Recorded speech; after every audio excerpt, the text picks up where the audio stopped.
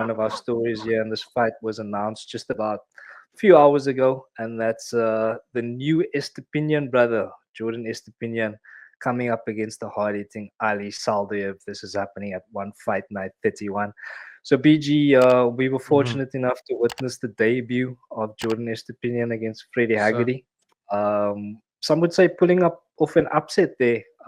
Everybody tipped Freddie Haggerty, of course, the very celebrated brother of Jonathan Haggerty, to win that fight. But Jordan put up a fantastic performance that night, yeah, yeah. and now he's back to face Ali Saldoev, who is 1-1 in the one championship. Mm. I just watched one of his knockout against Al Jamari. Oh, yeah. Vicious body shot, left hook combination to finish it. Really beautiful.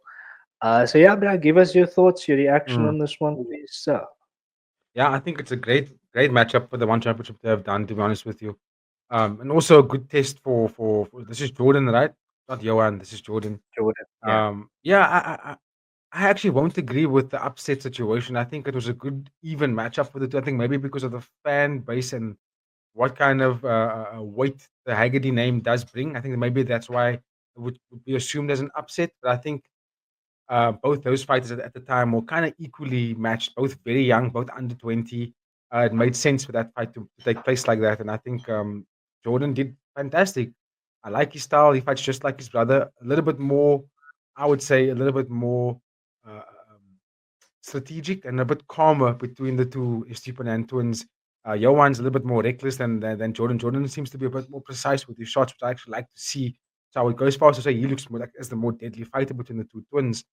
But Salidov is powerful, and you called it. He's got some very good boxing. He's a bit taller than Jordan, so I think it's going to be a very good matchup for both guys. So I do think that Jordan Estupiñan's pace and youth and vibrance, and also the creativity that he has, is going to be something very difficult for a lot of guys to deal with. I think that can really be the style that can beat Saldoev. And Saldoev has got great boxing, so I think he's going to pose a very good threat for Jordan to sort of navigate that boxing threat. So I think very good fight for one championship, and also good curtain raiser for Fight Night 31.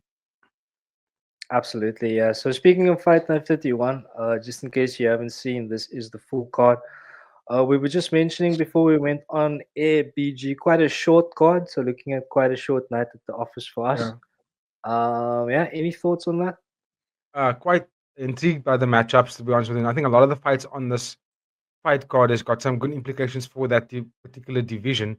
The last time you and I spoke about this card was last week, and there were since then there's been two added fights, and that's Zhang Lipeng versus Lucas Gabriel, which I'm quite excited for. Zhang Lipeng's a very hard hitting lightweight coming out of China, and Lucas need to see what he's going to bring to the table. And obviously, again, Jordan Estupinan has been now added to the fight card. But I think if you look at all those matchups from top to bottom, it's got some good implication because I think I just give you some names to think about right now. If you think about Akif Kuluzada, I would have loved to actually have seen him take on one of the Estupinan brothers, but we've got both of them on the same fight card. That's going to be hella explosive, right? So we've got Guzala, we've got Estupinan, two young athletes.